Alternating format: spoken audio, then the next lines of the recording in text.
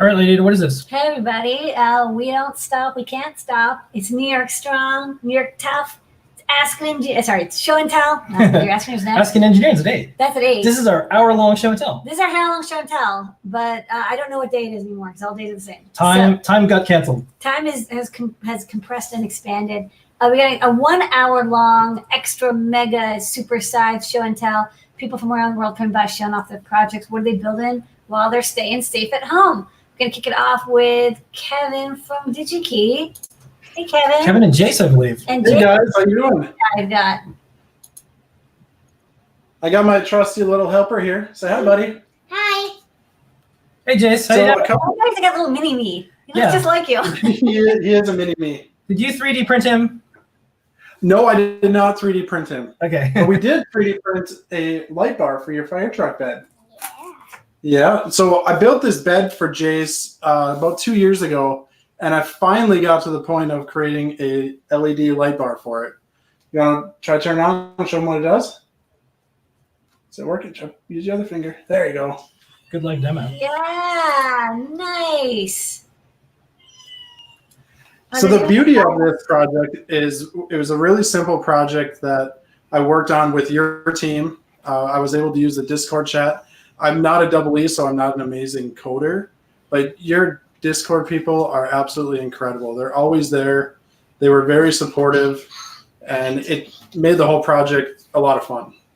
Technically, they're your Discord people too, because if folks don't know, Kevin works at DigiKey, and DigiKey has helped grow the Discord community at Adafruit. So thank you for that. So the more you give, the more you get. Yeah, like I said, Discord is amazing, and the team that monitors the chat, they're incredible.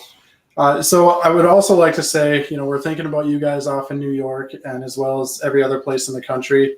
But while you're at home, let's do some projects and see what kind of fun we can have. Don't forget, you can order stuff from DigiKey, and they're essential, and they're shipping. I ordered some stuff, and I got it yesterday. I'm going to show it up on INMPI. So if you're at home, want to do some electronics projects, want some Adafruit parts, check them out at DigiKey. It'll ship today if you order right now. Yeah. One thing to mention is we've been thanking our various partners on Twitter and more. So, UPS did some great logistics for us, but there's a lot of things that are happening around the world that uses Adafruit products. So a lot of the ventilator projects you see, a lot of the medical devices. And there's some days where we're ordering stuff from DigiKey, we're getting in the next day. Our building is working with us to make sure the stuff gets in via freight. And then we're working different shifts, making something, testing something, shipping something, and it's getting around the world in the next day. So please pass on our thank you to everyone at DigiKey. You never think how important a component is until now, and the speed in which we get it, and the quality, and just all the things that DigiKey and all of our partners have been doing. It's helping us provide the things that the doctors, the engineers, the researchers really need from Adafruit. So very much appreciated, Kevin.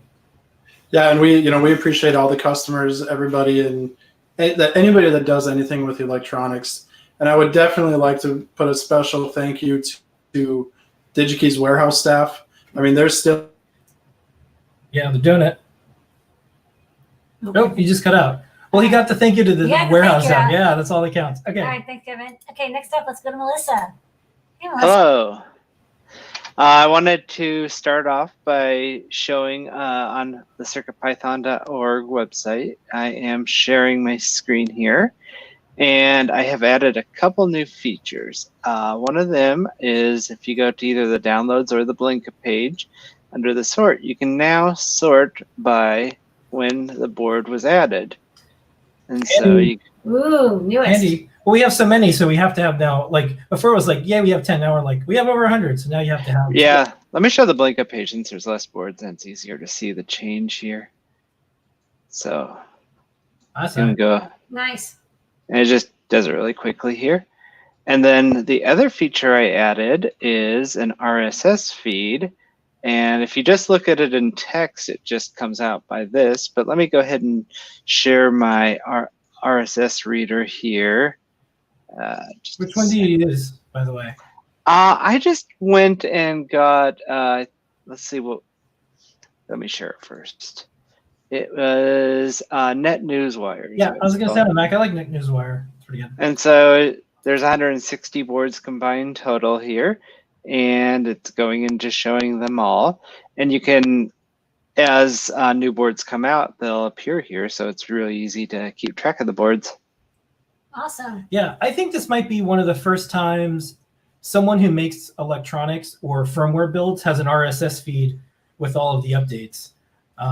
I've been asked about this in the past. There's people who are trying to manage really big projects. And they're like, well, how do you give updates to people? How do they know that something's changed? How do they know something's been added? And there's like GitHub, there's issues that you can do and get notifications. Not everyone can use that. There's blogs that you can try to have and people have to remember to go to. There's newsletters that you can try, but RSS, once you have this, you can do all sorts of things. So if folks want to, go to the feed and use tools like if then this that or Zapier, and then you can have things email you when there's a new board. You can do filters. Oh, only email me when there's a new board from Hi-Fi. There's all sorts of neat stuff that you can do with this. So thank you for making something for the makers. Nice. Yeah, I'll be adding an icon onto the website shortly, but I'll go ahead and post the link to the feed in Discord. Sweet. Yeah.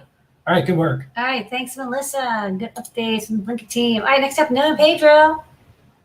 Extreme. Hey, what's up, everybody? What's going on, Hey. guys? I like how it's Yeah. here and emptier where you're at. Yeah, we got to Did keep some the place painting. a little bit. Yeah, painted. Yeah, so we're prototyping a new project. It's a collab project with Brent. So this is going to be a temperature monitor that is going to use Adafruit IO to monitor your core temperature. And shout out to Jiki because I actually could not get this part. This is the MPC 9808. And I got it a day early, which is awesome. So this is a NinjaFlex band, and you're just going to wear it like this. I'm still working on the size, so it's got to go up to here. But 3D printed case with the Feather NRF 52840, and it's got a little reset tab. You have the slide switch to turn off and on, and a little USB there for reprogramming and charging the battery. Let's see what else. Paige, you got this time lapse Tuesday? Yeah, so just plugging the blog for tomorrow. There's a bunch of PPE related 3D printing stuff. One of the cool ones for this time last Tuesday was everybody's going to be needing easy way to access like doors without having to touch it. So this was a nice little retractable one that was posted on there. And there's going to be a lot more too, like face filter, like adapters and things like that. And then on 3D Hangouts, we showed like a bunch of the medical printing stuff. That's everybody's like what is the NIH, the National Institute of Health? Yeah. So they released like a bunch of like they're not like medically approved yet, but a bunch of Things the ones that have been actually tested. that are being Yeah, tested. So we yeah. shared some resources and links on So in this morning's show. updated face shield that we've been working on. We shipped a bunch of these to the office. So it one of the things that the doctors complained about was there was a gap on the top here. So that solves that problem. Just filled it in, and then this little. What's it called? A little part right here clips onto curly the mustache. to the face mask. So it's a cool printed things on the blog coming out for tomorrow. I like the fast iteration. Like people are designing stuff, and within a couple of days, they're like, "Okay, I got feedback from my local hospital, got feedback from the NIH," and making rapid updates. So so these are the ones that we manufactured. One team, yeah. We made these as low cost as possible, but high quality. And they were supposed to be disposable. Well, a doctor at Mount Sinai has been testing these, and today we just got the feedback, and they said they're fantastic. They survived a heavy bleaching. Yeah. They work great. They even gave us some feedback for some future ones. So it looks like we might have a metric ton of this plastic because everyone on planet Earth has bought up the plastic. So we're still making these for the New York City government. And then next up will be the various hospitals in New York City, including the Mount Sinai ones. So it's neat to see that we can all contribute something. The plastic that we're getting from is from a makerspace. We'll have a post about that. They were able to source some plastic and now transfer that to us. So thank you so much, Pedro. Once we get the plastic, we'll be able to make the plastic for all the ones that you sent us, and then we'll either donate or work with one of the groups that has the specific ability to get these to the people who need them the most in New York City. So thanks for that. Yeah, and there's a couple posts too on like a couple of the resources where like the doctors are signing up that are requesting like the types of PPE that they need. So be on the lookout on the blog for all those. Yeah, we're using our logistics skills to help many of the New York hospitals who aren't great at dealing with China. Yeah.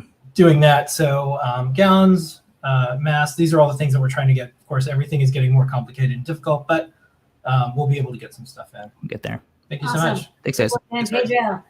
All right, next up, going to JP's House of Beards. Hey, that's right. What's going on, That's JP? Good. I'm working on my beard.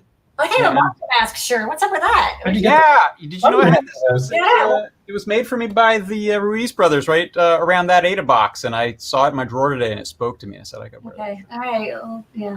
Ian Okay, Slap. cool. All right. What's hot? What's cool? So what's hot? Well, that's a great way to ask because I'm working on barbecue thermometers or barbecue temperature sensors. I have one of these multi-probe barbecue temperature sensors that you can get on Amazon for cheap. It's like $25. It has ports for 6 probes, and it comes with 6 probes.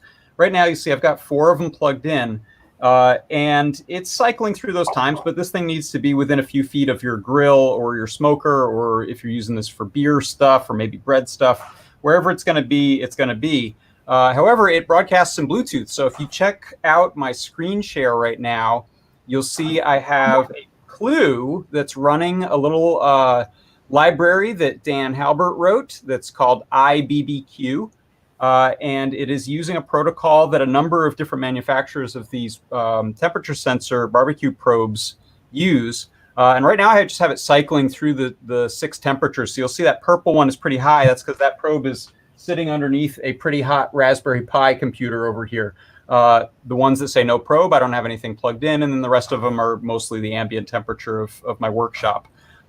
So this is kind of the prototype version of what can we do with bringing in temperature values over Bluetooth.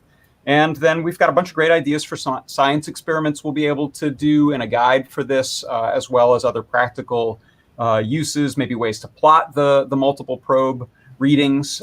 So that's what I'm up to. And I'll be doing more on my show tomorrow, John Park's workshop at 1 o'clock Pacific time, 4 o'clock Eastern time. And that's what I got. All right. All right, and then one last thing. All of the team members that do shows, Pedro, JP, and then also Kattni and Scott, who are on shows, but they're going to help out with show and tell. So we're going to have mini show and tells with many of the cast and characters that you like. So watch for JP to announce this. So there'll be like a mini show and tell. Noah Pedro will do one. And that's just in case Lady Ada and I have to take care of things either at the Adafruit factory or with New York City, or if we just get diverted to some type of urgent thing where we can't do a show.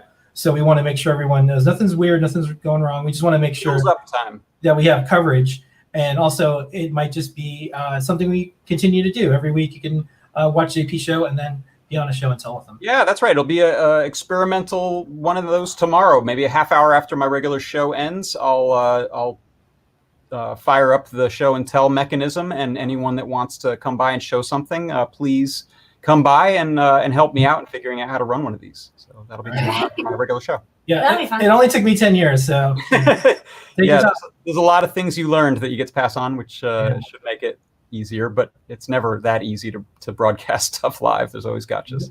Okay. Thank Good you, JP. stuff coming from JP. All right. Next up, Aaron. Hey, Aaron. Hey, how are you? What's going on in your workshop? Let's see. I'm kind of getting to all the old projects that have been on my shelf for a while. I found this old timey radio at a thrift store for like $10 a while ago, and it didn't work.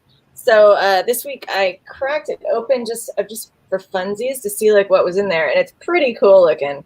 Like it has all kinds of old, nifty, neat, components and things. And I wiggled it around a whole bunch, and I got my soldering iron out, and I soldered together like one loose connection, and I freaking fixed it. No So- way. Good work. Yeah, I was astonished with myself. So it lights up, and then let's see if it'll.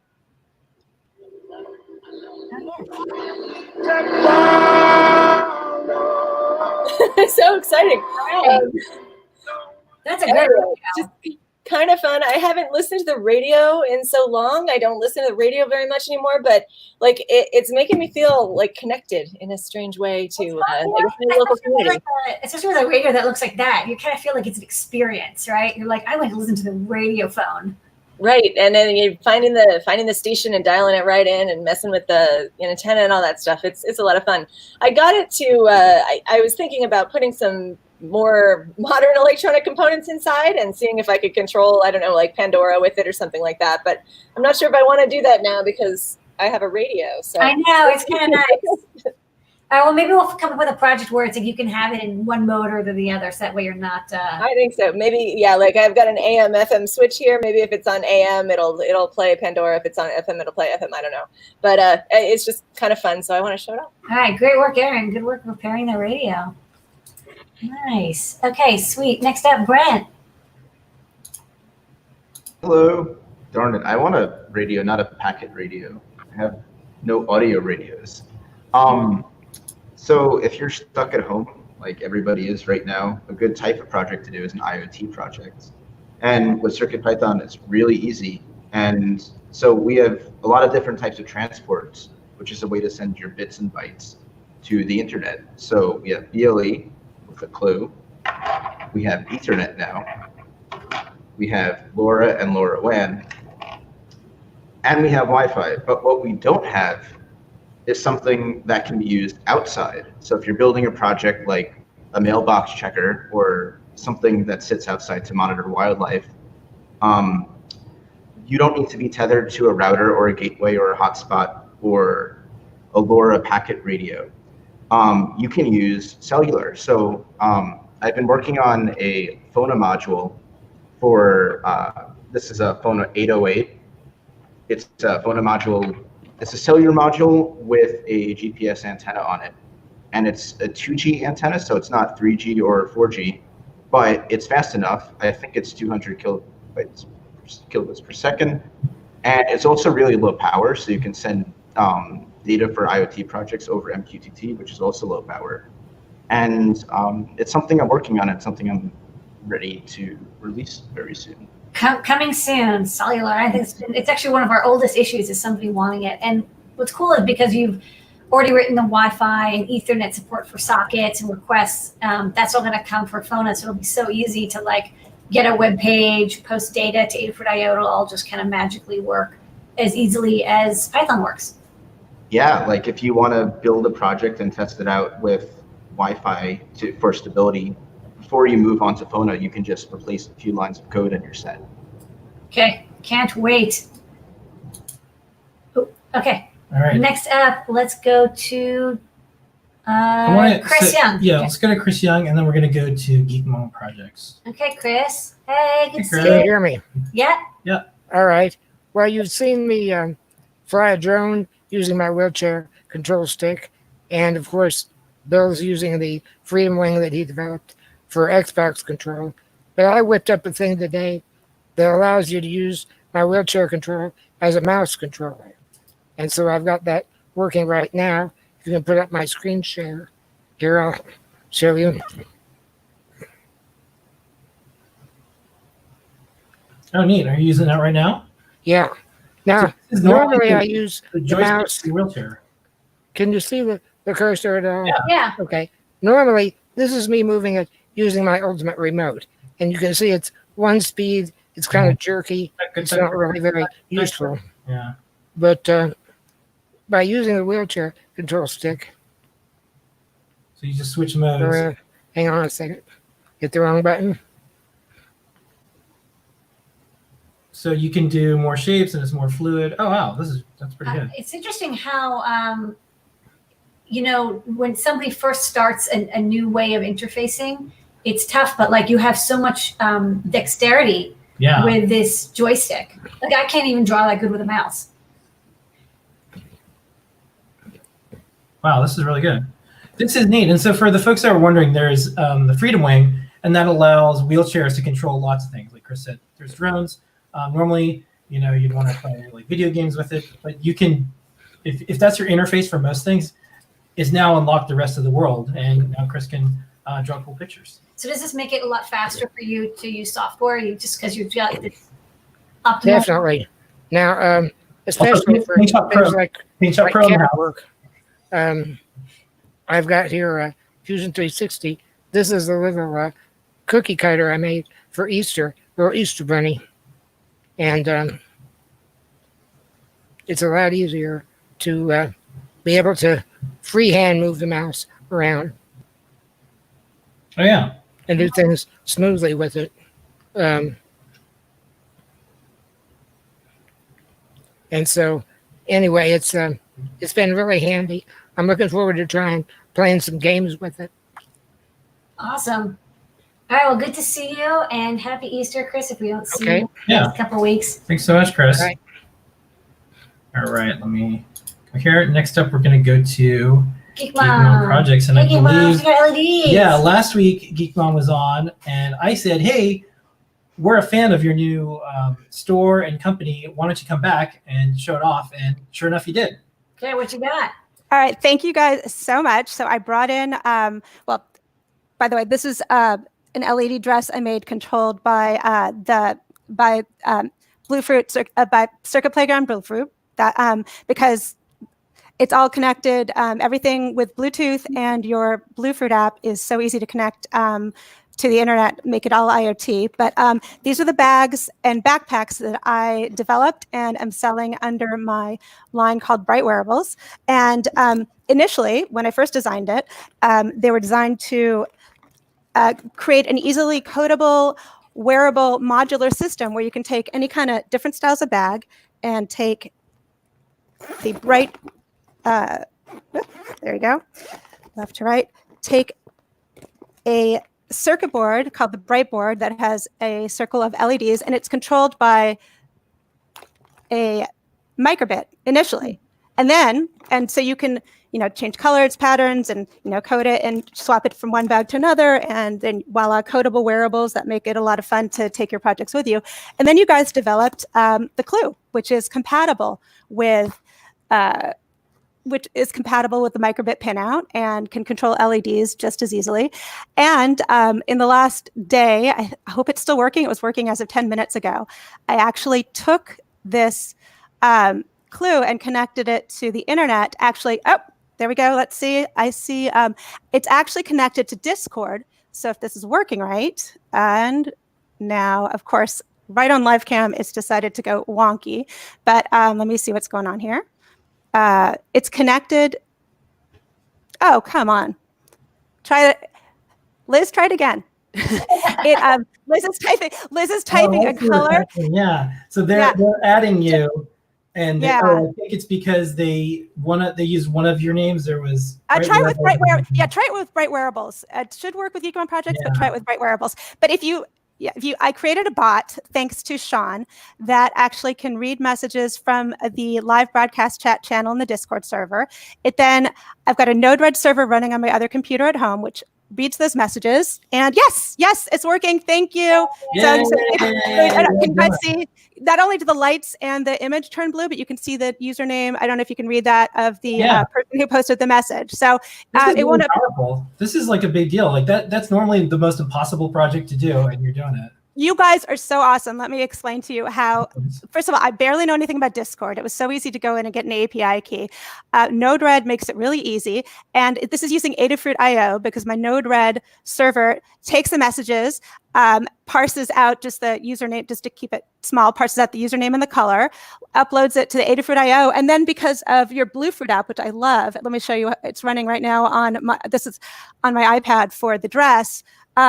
It connects to an MQTT server right there. So I can directly, you can take your phone, your iPad or anything and just read an MQTT feed from anywhere you are. And if, with a Bluetooth device, you could actually, respond to a Discord server from anywhere. Anyway, you guys are awesome for making this. Okay, amazing demo. We love making things that allow people to make things. So Geek Mom is powerful. This is great. You guys together for that project. I know how hard that is a few years ago. I know how impossible APIs are tough to piece them. They still are. You guys managed to make it so we can bypass most of it. So I very much appreciate all the tools you guys have created, and they work beautifully. They really do. I can't wait till I have the Wi-Fi clue. Well, please make sure you put links to your store and everything in the chat. So while we're all going through this interesting time period together, everyone, if you have stores and you have things that you're making, you have things that you're selling, don't hold back. Please put it in the community locations. Everyone wants to help everyone. Everyone wants to support everyone. See all those blinky things in the back for Geek Mom? You want those? You can buy it. Aren't those nice? You could like it. You could hit like. You could buy it. We might end up doing like the QVC of maker companies. So this That's is great. going fast. I'll be on. Yeah. All right. Thank you guys. Thank you so much. Thank you so much, Big Mom. Okay. Next Bye. up, check in We're with gonna go Sophie. Sophie. And then we'll go Sophie. Then we're gonna go to Liz. All right, Sophie. Hello. Good to see you. You can't hear me. Oh, it's so good to see you. So I think the last time I was on, I was showing my talisman project, which is going to be something like this with a glowing green orb inside. It's going to be this big. And this was the prototype that I made for the LED section of it, which I wanted to be all PCBs. And I think the last time I was here, I was showing these milled PCBs that I made on the Bantam mill. And I'd gotten them to work together so I could plug them one into the next one and they will light up as a chain. So I just went forward from there and I started making the pentagonal boards each side of this dodecahedron. And I got those to work. And yesterday, last week I ended up milling 11 of these boards and connecting them all together. And yesterday I actually got them all put together as one huge dodecahedron. That looks so cool. I love that you have, you even put that little effect in the center, like the little flower. Yeah, I figured it was so blank. I just decided to put some kind of No, art. I like it. It really fills the room. Okay, so It really lights up. let's go live demo. Yay! So yeah, and when it starts doing the chase, you can see it kind of crawling around the whole thing, which is like amazing to me. I know so little about designing circuit boards. I can't even believe I got this far. Well, you did a great job, and it looks good, and it works. So yeah, now you're ready to do maybe the part that's easier for you, which is the mapping of the LEDs, the 3D. Yeah. So now, I mean, it's basically like a NeoPixel strip. So all I have to do is connect it to whatever board I want to. Right now I have an itsy bitsy M0 Express, but I was thinking of doing, which side is this? I was thinking of doing a prop maker Featherwing so that I could add more things on later if I want to do some accelerometer kind of control or anything like that. So yeah, it's basically just a NeoPixel strip in the form of a dodecahedron now. Nice work. All right. Right on. Thanks, All Sophie. right. Thank you so much, Sophie. And it's really good to see you. Nice to see some familiar faces. It's so good to see you. And we're on your Instagram, so we keep track of you as well. So. Oh, awesome. Take care, guys. Okay, Bye-bye. you too. All right. So next up, we're going to go to Liz. Hello, Hey, Liz. Hey, how are you? Well, How are the cats? They're good. They're good. Been napping a bit. I don't know if they like me home so much, but Yeah. um, All the pets are going to get together and be like, all right, you guys. we're tired of this. Yeah. this is a little much. We loved it, What? but now What- there's what- fun. Yeah. So a couple weeks ago, I had started working on the pedometer project with the Clue. And so I'm starting back up on that. Next thing I'm going to add is being able to dim the screen by pressing one of the buttons. I was trying to add it right before, but I was running into problems, so I stopped. So hopefully next week I'll have that. But then another thing I started working on is a friend of mine asked if it would be possible to make a DIY metronome. So today I took a 555 timer with an LM386 and I started playing around with it a little bit. I haven't played too much with analog circuitry, so I don't really know what I'm doing, but that's kind of fun. So I'm using this pot, and I don't know if you can hear the speaker, Yeah, tick, tick, tick. but yeah, so I can increase the speed. So just getting started with that, but it was fun to play around with. I'll see where it goes from Classic there. 555 project. Yes. All right. Yeah. 555 metronome. All right. Good Thank to you so hear much, from Liz. you. Have a good one. Liz. All right. Next up, we're going to go to Scott, who is on the Adafruit team. Hey, And Scott Scott. just got here, so we're going to skip around a little bit. Hello. Hello. How are you? Hey. You can't hear me if I lean away. I'm doing all right. I was happy to make it in. The show and tell's been so busy that I think I've missed it the last week or two. But what I wanted to show off is an old radio as well. It's old radio week. It's old radio day. Oh, that's cool. Unfortunately, this one does not work, and there is definitely not like a wire that I just have to put back together. I wish it was that easy and it worked, but this is an old Zenith Royal 3000. I've taken the guts of it out of the body, and one thing that's definitely intimidating for me is that it's all point to point, so there's no PCBs in here at all. It's just all in here, and the craziest section is this piece here. Yeah, little bonkers. It's for all the different modes. So you turn this and it chunks between all the different modes that it supports. And it's all like germanium transistors and stuff like that. So I powdered up. It doesn't take any current, but there's some test points on the back here. These are the test points. Yeah. And I was looking in the like service manual, and they're like, oh yeah, these should be like, somewhere around a volt, depending on which ones they are. And I'm piping at 9 volts, and like 6 of the 7 are 9 volts. So yeah, it's gonna take some work.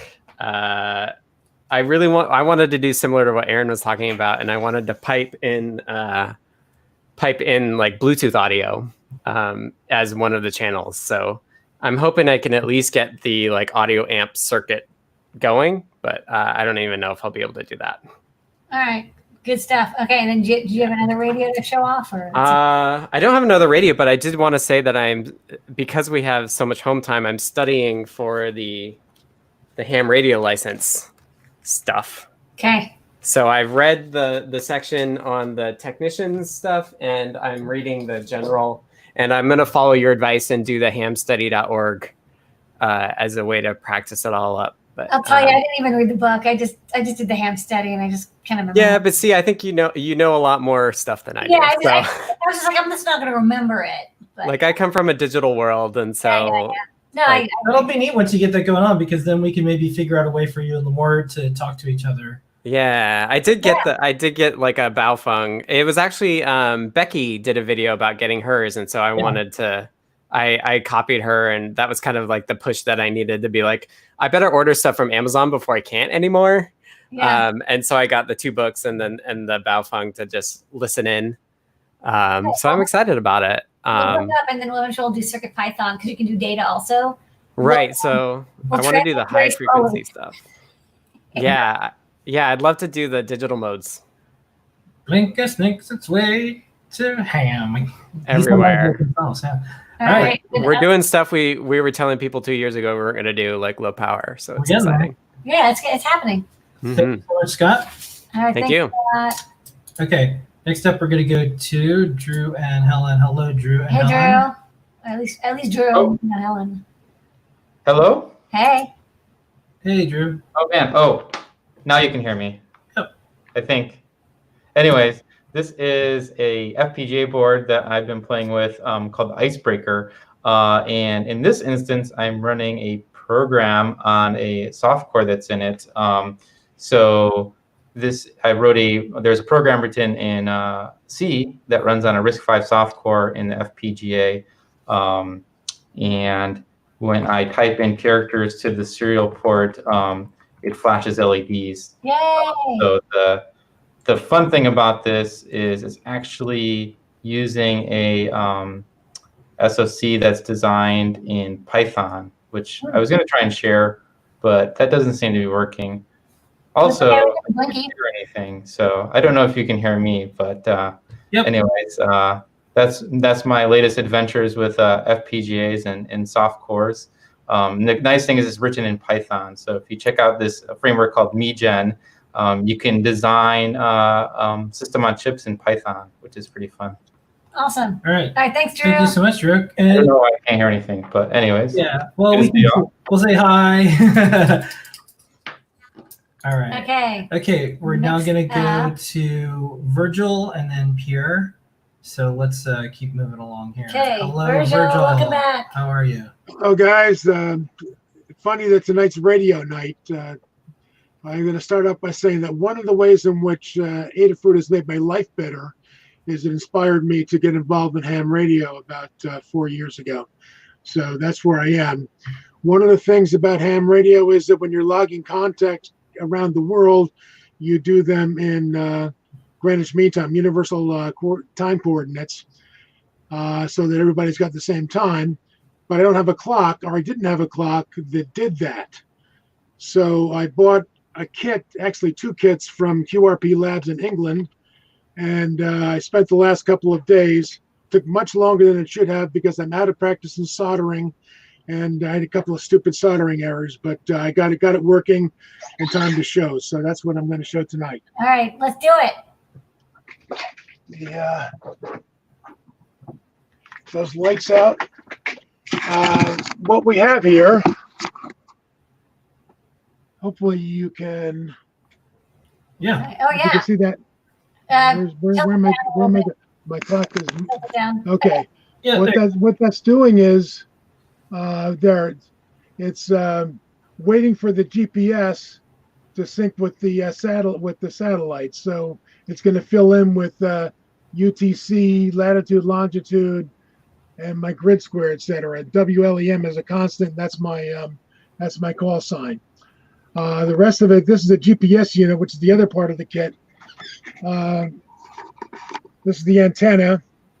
On the other side, there's a bunch of components there, including a 4-way AND gate and a battery to keep it so it doesn't have to spend so much time finding the satellite every time. A little bit of a memory. It's still working, so we'll have to do that. Over here, it requires a 5-volt, clean 5 volts, so I built a voltage regulator circuit. That's a 12-volt wall wart coming in, and L7805 voltage regulator, Adafruit slide switch, Adafruit Proto, Adafruit wires, premium jumpers going through, and now I've got my connection there. Awesome. All right. It's going back and forth between UTC local. At the bottom, it's going between longitude, latitude, and altitude.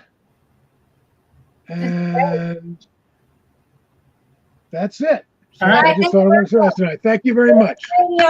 Thank you so much, Virgil, and keep coming back to the show and tell. Good to see you. I'll do that. Good to see you. Come back. All right. right, Next next up up, is we're gonna go to Pierre, Pierre, what do you got going and then on? after Pierre, we're gonna go to Inspired Chaos. Okay. All right, unmute your mic, Pierre. And we can't hear you, but now we can. I was gonna say I can probably guess what this project is. Yeah.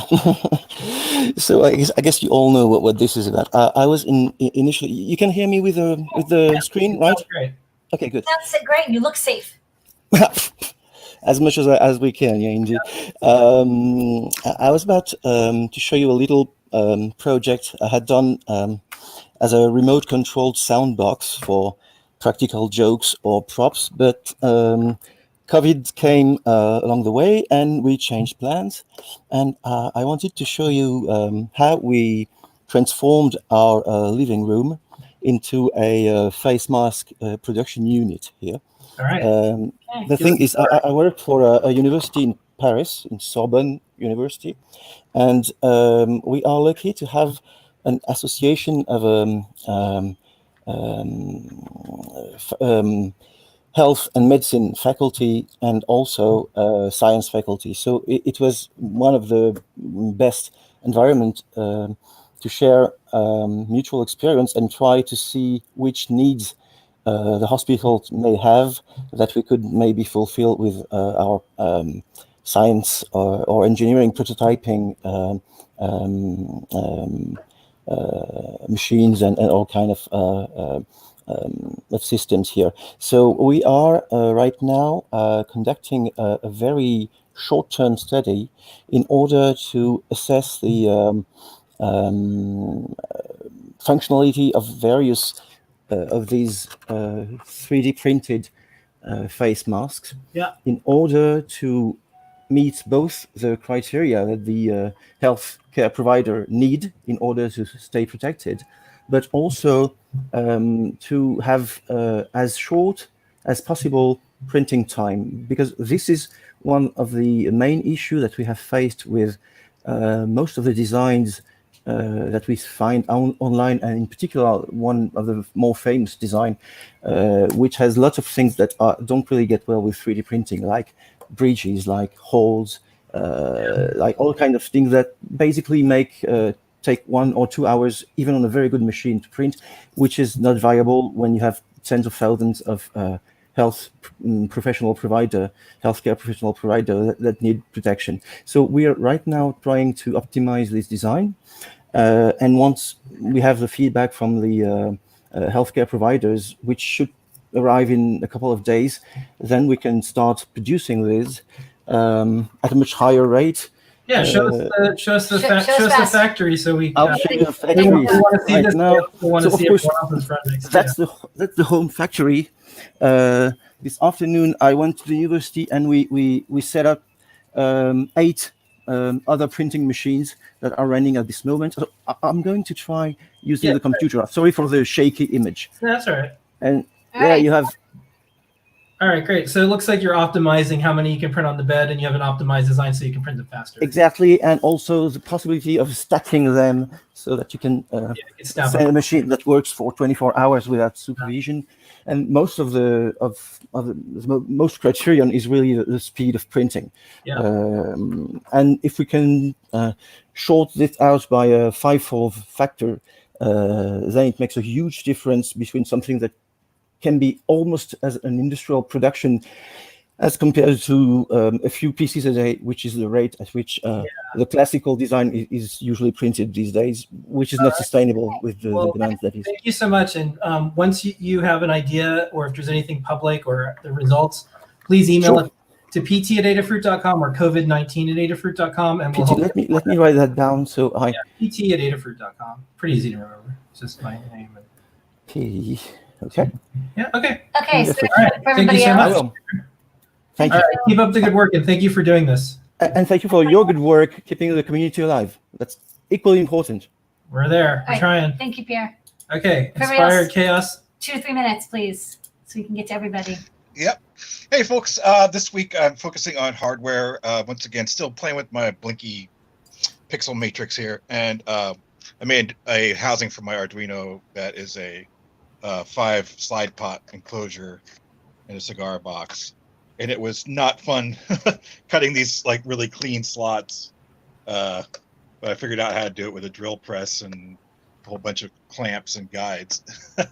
But that's my thing this week, just All right. Nice. Make it in the so shop. much, So thanks. Inspired chaos. The only thing that I probably should have mentioned this before. We're not sending out stickers right now. We're only sending out essential medical components to people. But we'll get you one day when we're back to sending out stickers. So thank you so much for coming by. No problem. All right. Thank Thank you. you. Chaos. All right. Next up, we're going to go to Mark and then Ian. So Mark, if you can keep it to a minute or so, we sure. can get everybody tonight.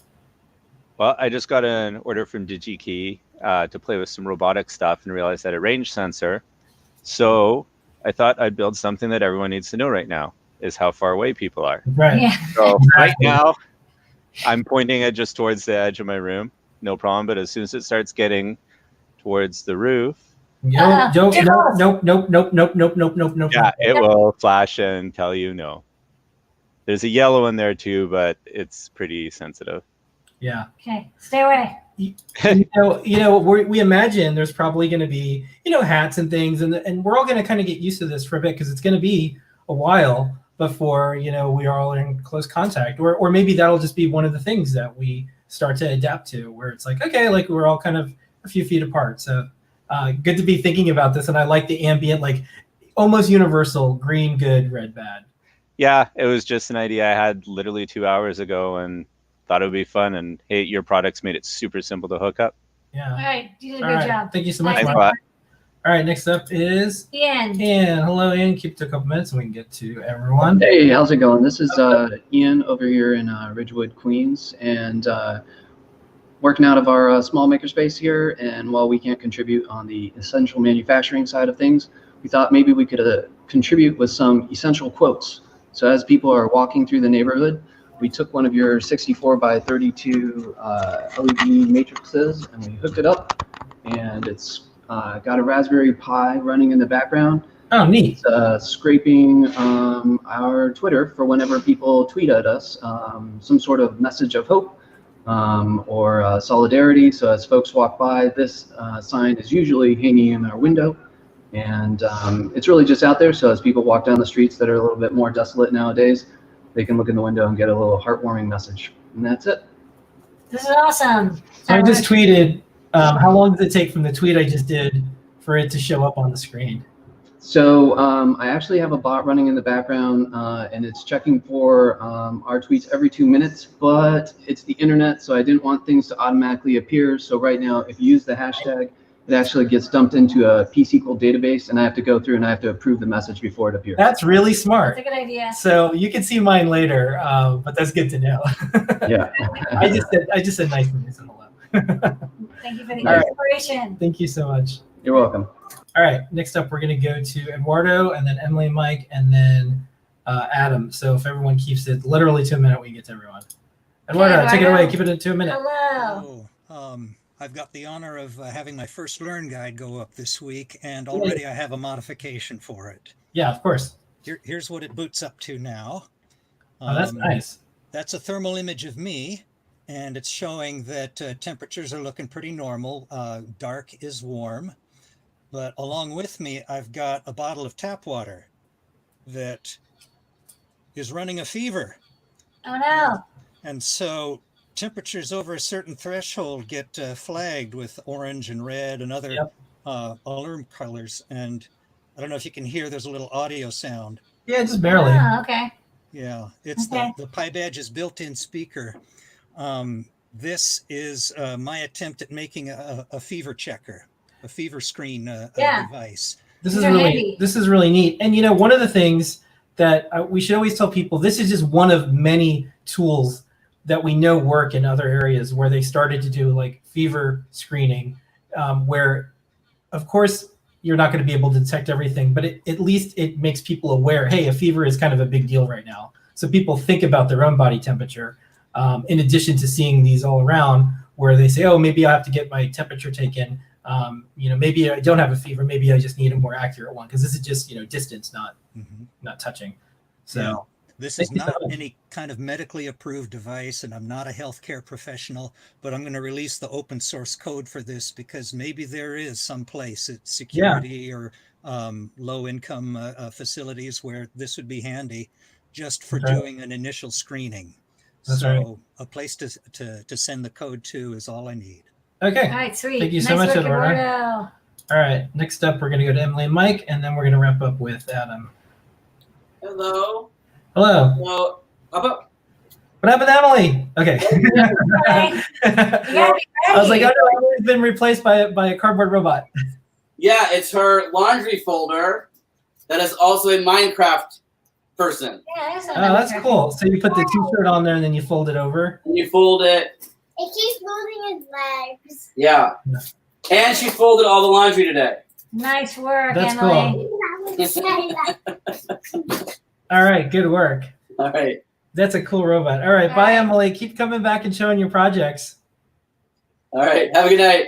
It's feed time. Kick Mike. Kick Mike. Kick down. Kick down. Okay.